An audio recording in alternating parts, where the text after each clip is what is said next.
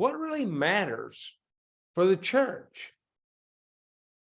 Have you ever done a study where you go through the book of Acts and notice what they preached in the book of Acts?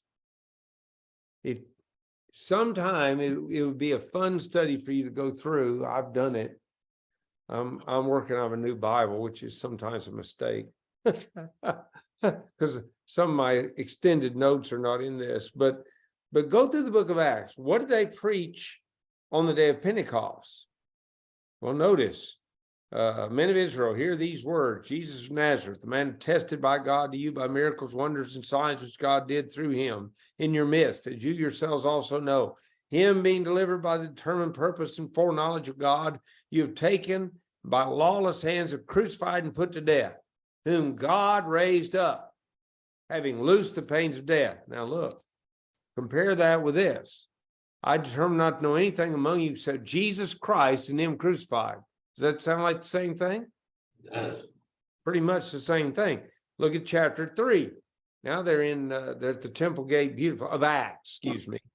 They're at the Temple Gate Beautiful there. When the people come together because of this great miracle that's been done. And as he in verse 14, he says, but you denied the Holy One and the just, and asked for a murderer to be granted to you, and killed the Prince of Life, whom God raised from the dead, of which we are witnesses. Does that sound like Jesus Christ and him crucified? Still sound like the same thing, doesn't it? Now, you go through the book of Acts, you're going to see that over and over and over again. That was the preaching that they did. Paul only wanted to preach good news. He didn't care whether they thought he was good looking or a good talker. He wanted to preach good news. That's what mattered. And we will do better if we make our focus be on good news and not on what do people think about me when I deliver the word. Well, it doesn't really matter.